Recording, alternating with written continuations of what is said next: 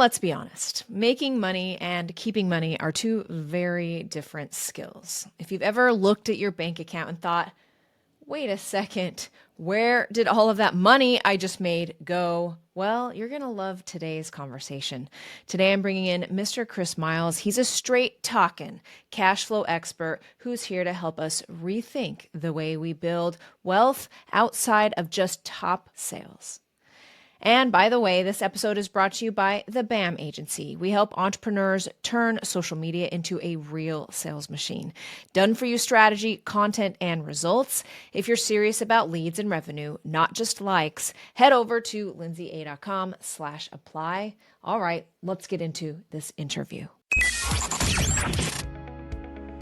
Are you ready for next level growth in your business? Welcome to the Lindsey Anderson Show, where we pull back the curtain on the exact strategies, tools, and mindsets that build million-dollar empires. If you're hungry for more time, more freedom, and a whole lot more impact, you've come to the right place. Buckle up, because we're about to ignite your business journey. Now, here's Lindsey. This episode is brought to you by the BAM Agency. Done for you social media that actually drives results. Not just likes, but high ticket sales. If you're ready to turn your content into a client generating machine, grab a free strategy session call by heading over to lindsaya.com/apply. Today, I am so excited to welcome Mr. Chris Miles. He is the cash flow expert and founder of Money Ripples, helping entrepreneurs and professionals create passive income and financial freedom. As a former financial advisor turned anti-financial advisor, he specializes in strategies to build wealth without relying on traditional retirement plans. Now, today, Chris is here to help us solve the problem of why so many business owners make great money but still struggle with cash flow, financial security, and true wealth building, and how to fix that all in the next 20 minutes, Chris. Thanks for showing up today. So glad to have you on the podcast. Absolutely. Yeah. Challenge accepted. Yeah, I bet you're up for the challenge. Tell me, Chris, tell us a little bit about your background and how you became the cash flow expert. Yeah. Not like the way you expect, which is probably like most of us, right? You go on one path and it takes you to a different route. My original intention when I went to college, because I was the first one in my family to actually go to college, because that's what my dad said, go, get good grades, get a good job, then you're going to be fine, right? Well, as I went to college, I realized, you know what? After seeing the different professors, the ones that I liked the most were already like business owners. They were consultants before they came. They were in the private sector before they went and taught college. They weren't like lifelong career professors. And so I realized, I said, you know what? Well, even though I'm a sociology major, I think I want to go more rather than marriage family therapy, which I realized that kind of seemed crazy. I decided instead to go into business. So I wanted to be a business consultant. But I figured if I'm going to do that, shouldn't I have real life business experience? So I actually took a sabbatical from college right before I got my bachelor's. I said, let's just take a year off, start some business, get some experience under my belt, and then go back and get my MBA. I did that. And the first business that came up was being a financial advisor, not knowing they took everybody off the street as long as they could pass a test with 70% and not be a criminal. So I decided to do that. I'll tell you, I only did it because I thought worst case scenario, I walk away knowing how to invest and make money for myself. Best case, maybe I can even help my dad, because my dad was like the work hard, you got to do everything you got to do. But he was like the penny pinching saver, the guy that said, I think my job will literally kill me. I don't think I'll have any hope. So I thought maybe I can give him some financial freedom in his life. So maybe he can enjoy the last of his years, at least enjoying his life rather than just working himself to death. Well, anyways, I did that for 4 years. And then I sat down with my dad. My dad said, let's have you meet with me and be my financial advisor. Well, as I sat down with him, I looked at his numbers, and this guy was debt free, paid off his house and everything. His stuff money, his 401k, got the little match like every good boy should. And then as we look at it, I said, Dad, here's the deal. You're 61 years old. If you want to retire today, you're going to have to die in about 5 or 6 years, because that's when you're going to run out of money. That's okay, tough. well, what do I do? I know it's rough, right? I mean, Yeah. I was being pretty blunt with him. He's a blunt guy. I always compared him to Fred Flintstone growing up because he looked like Fred Flintstone and acted like him. He's very hot tempered. And he's like, well, what do I do? I said, I don't know. You've done everything right from what I teach as a financial advisor.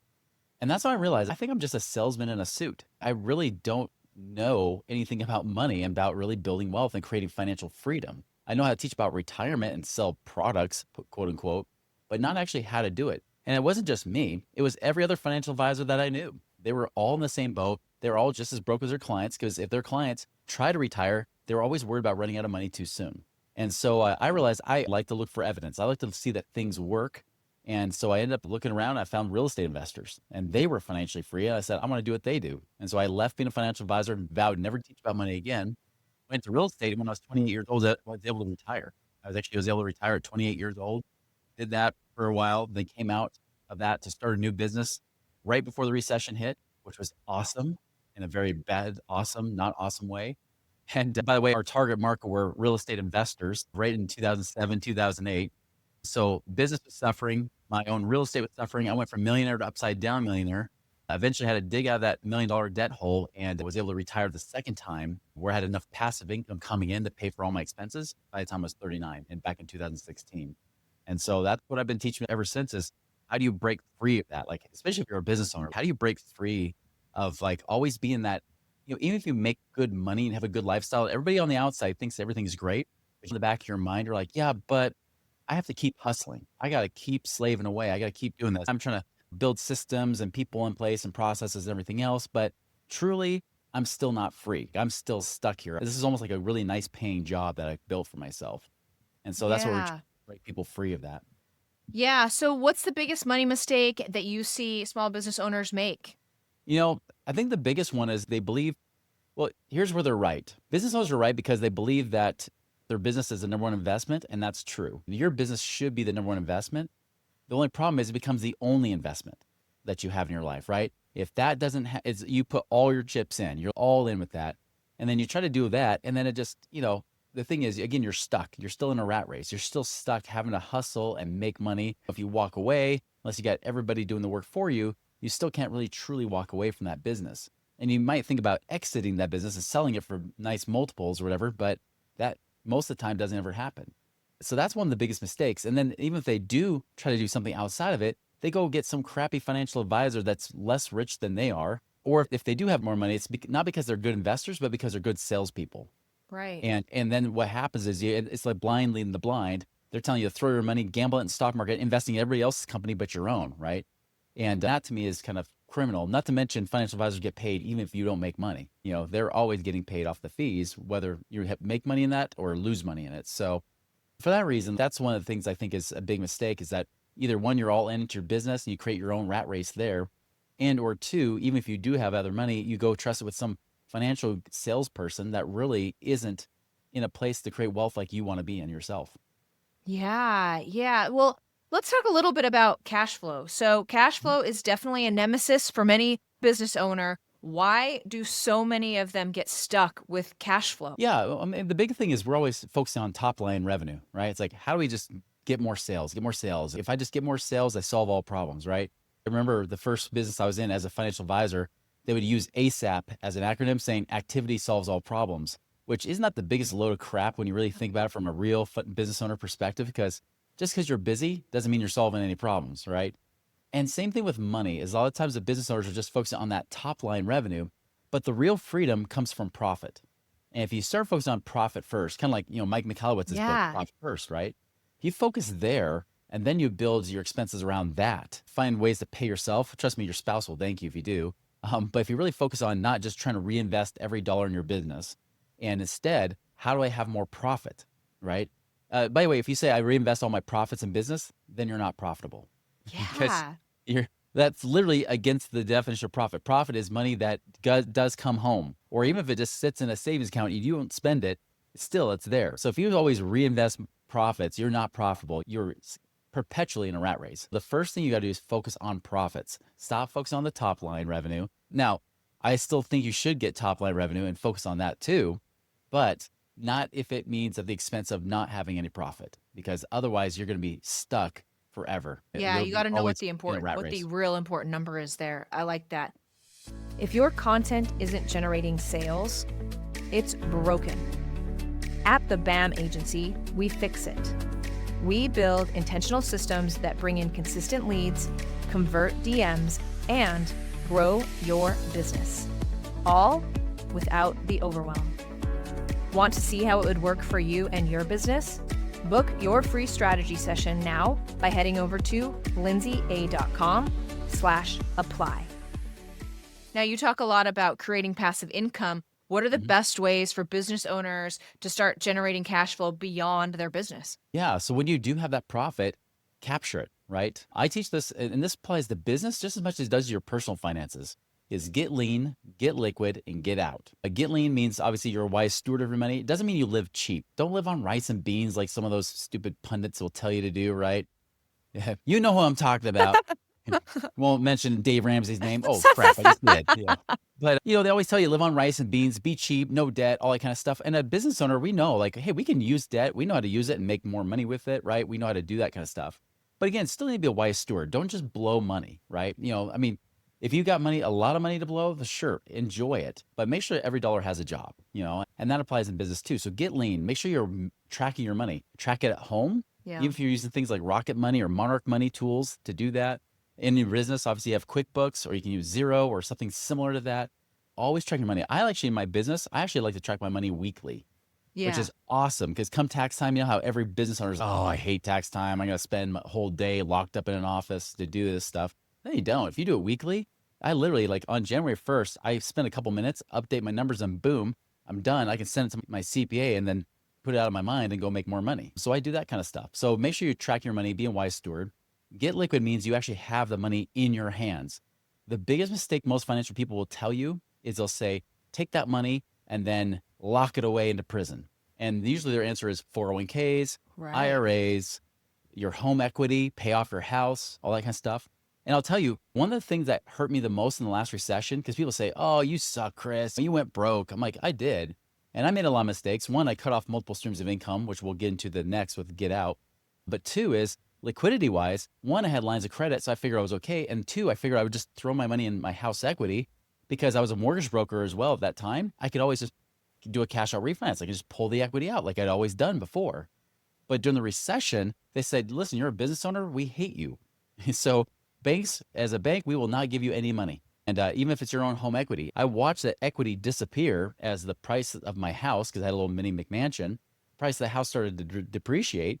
All of a sudden, the equity is disappearing. The banks wouldn't accept any offers for people to buy my house for less than what I owed because they were owned by Lehman Brothers. They rejected everything until I finally foreclosed on that house for about $300,000 less than I owed on it. And that's the thing, I was locking my money in prison, but if I would have had that money in cash, in savings or something like that, I would have been so much healthier. This is true in business too. 2020 was a great test. It was a warning shot for us where 60 days or so, if you were a non-essential business, you weren't making money. That's right. I mean, what a great way to test your stress, that stress test in your business. Say, do I have at least 2 months of expenses I can do without having to go and fire my entire team to stay alive, right? That kind of stuff. And then get it out. And that goes to your question there is now I have that money liquid and it's available. People always ask, well, now what? What do I do with it? Well, that's where I get into passive investments. Things that, again, I don't have to put a lot of time and attention towards because the truth is this. There's a lot of people teaching about passive income and it's been kind of, I don't want to swear or anything, but it's been kind of jeopardized, to use a different-ized word. But it's been overused, right? It's like everybody talks about passive income. Then it's, oh yeah, go start this Amazon online business. Or, hey, go start this, even if it's real estate, they'll say, go start this real estate business doing wholesaling or flipping. You're like, I basically have to start a brand new business, take time and attention away from my cash cow, which is my current business, to go do your business, your idea. Screw that, instead, I would rather have something where I can be hands off and let them take my money and they make money with it. We partner on those deals.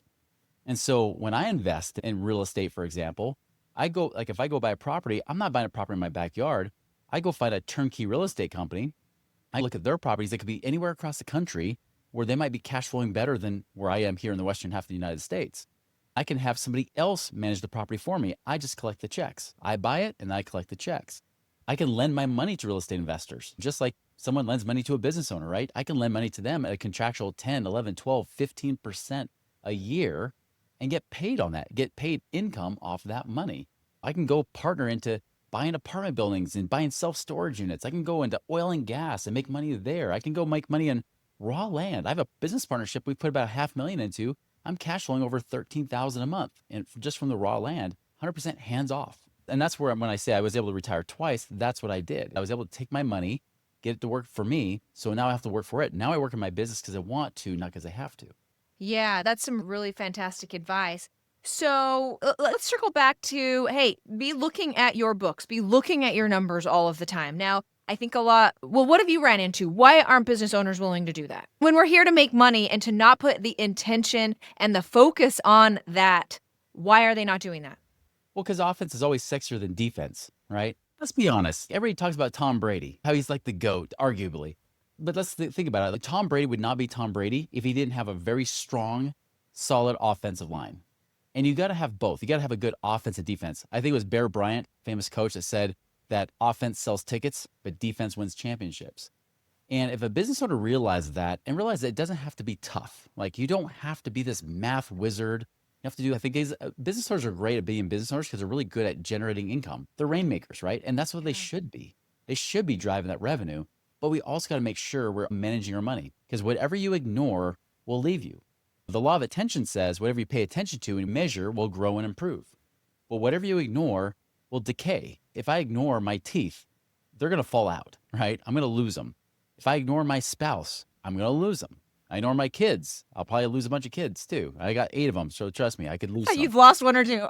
I probably lost one or two, didn't even know it. You stop paying attention to something and you will lose it. And money is no different. That's the true principle. If it works in the health field, it's going to work in money too. Make sure you're paying attention. And like I said, tracking the money, if you stay on top of it, even on a weekly basis, I spend a few minutes in QuickBooks every Sunday. Like I go and I catch up on my numbers and make sure that things are good. I did also hire a fractional CFO to help me with that, to give me more of an outside perspective. So if you feel like, okay, no, I really need to focus more on driving revenue. I've got profits. I could hire somebody. Well, get somebody to help you manage it, but still you get your dashboard, you get your little stats that you need to see to say, how are we doing? Are we profitable? Do we need to do this or that? You could always have your integrator. If you're the visionary, you have an integrator, have the integrator help you with that too. Of how do we organize this? How do we make sure we stay profitable? How do we make sure we increase those profits? Because that is the thing that's going to buy you more freedom, especially away from the business, to the point where you do get to the place where now you're literally in your business because you want to be there, and it's all gravy with any money you make out of that business. I love it. I love it. So if somebody is stuck in this business cycle of make money, spend money cycle, what's our very first step for getting ahead? Very first step, like I said, one is track it, right? Okay. 2, make sure you're starting to build some reserves in your business. Right now, they estimate only about 22% of people have at least 2 months reserves. Build that up. If you're just now at the point you're profitable but you don't have those reserves, focus there. Like focus on, and by the way, I'll do this. Here's a bonus for you too. Even if there's a situation where I'm like, okay, well, I've got some debts, leases, whatever it might be that's in your business, depending on your type of business, I would much rather have the cash than pay off that debt. One big mistake I see with some business owners, especially if they're like that saver brain, they've been brainwashed with the saver mentality. The problem is they're saying, well, get rid of that debt, get rid of that debt. And I'm not saying you don't pay it off, right? I'm not saying that at all. But don't aggressively pay off that credit card or anything else if it means you lose all your cash. Because I have seen too many times when banks say, hey, thanks for paying off that credit card. Now we're shutting it down. And what you thought was your emergency fund wasn't your emergency fund. So credit card, even bank lines of credit, and trust me, I've got all those too, they don't count. They're good, but make sure you have actual available cash in your business right now. And then as you're profitable, using those profits to then start to pay down some of those things to improve your cash flow in your business. I'm hearing cash. I'm hearing cash from you all day long. Cash. That's the number one reason why that businesses fail, right? They lack capital. And it's not because, again, it's not because they can't make money. It's because they don't have the capital, especially when unexpected things happen, whether for good reasons or bad reasons. Right? All of a sudden, sell out of your inventory. You got to get more inventory. You need more cash, and you're hustling for credit. And by the way, banks never give you credit when you need it, only when you want it, right? So the best time to apply for credit cards, the best time to apply for bank lines of credit when you have those banking relationships is when you don't need the money. You're profitable, you look healthy, you don't even need the cash. That's the time to get it. Open them up. And then, of course, if that time comes and you need it, it's there. Love it. Love it. Okay. Final question here, Chris. AI, I have to ask about it. It's changing the game in every industry. How do you see AI impacting money management, investing, and wealth building strategies? Good question. I'll tell you this. I'm probably one of the least tech savvy guys you should be asking about, but I am impressed by it and I love what it can do. I think the biggest thing is really like using AI, and there's things already out there that do help you with this, where you can actually analyze the numbers, right? See trends in your finances. Now, this means you still have to track your money, right? Using your QuickBooks, wherever it might be. And there are different programs you can connect in with QuickBooks, CFO type programs that can say, hey, these last 12 months or this last few weeks or these last 3 months that's trailing, whatever, right? They're like, we're seeing this kind of trend. I mean, use that to your advantage. That's one thing that's amazing about AI is that we're finding some of the menial tasks that we've always hired people to do can be done and can be analyzed. All those calculations and those formulas and everything, especially if you hate numbers, AI can definitely create some things for you that way to make it easier, right? Make that kind of tracking better so then you can figure out what's best for your company and again, drive it forward. I love that. I love that. Well, Chris, what great information you left us with today. I'm going to turn the time over to you. Let everybody know how to find you and anything else you want us to know. Yeah, the best thing to do is just look up Money Ripples, moneyripples.com. If you're ever like wondering, you're like, hey, I'm profitable, I got cash. I think financial advisors suck too, but what do I do with it? There's actually a passive income calculator on our website you can use. It will tell you how much passive income you could create in the next 12 months with your situation. That's a cool little free tool you can play with. Speaking of automations and AI, you could try that out. I have my own podcast called Money Ripples Podcast that you're welcome to follow on YouTube. I love it. Thanks, Chris, for being a guest on the show. Appreciate you. Yeah, same here. Thank you. Whoa, what an amazing masterclass right there. Chris didn't just drop tips today. He gave us a whole new way to look at profit, cash flow, and what freedom really means as an entrepreneur and business owner. If you're ready to make money, but actually keep it and grow it, start by getting your content and strategy dialed in. That's what we do here at the BAM Agency, done for you systems that turn content into clients. You can apply now for a free strategy session with me by heading over to lindseya.com/apply. Let's build your social media sales machine. Thank you so much for listening to this episode of The Lindsey Anderson Show. If you enjoyed this podcast, please subscribe, leave us a review. It's how we can keep bringing you straightforward content on how to generate more time, more money, more freedom, and more impact for your business. Cheers to you and your success. Until next time, I'm Lindsey Anderson. That's a wrap for today's episode of The Lindsey Anderson Show. If you loved this episode, don't forget to subscribe, leave a review, and share how you're leveling up your business. Want more? Connect with Lindsey Anderson and get the tools you need to crush your goals at lindseya.com. Until next time, keep pushing, keep growing, and turn those business dreams into reality. Thank you for tuning in. If you got value from this episode, share it with a friend and hit subscribe. And if you're ready to stop posting and praying and actually generate revenue, let's talk. Book your free strategy session by going to lindseya.com/apply.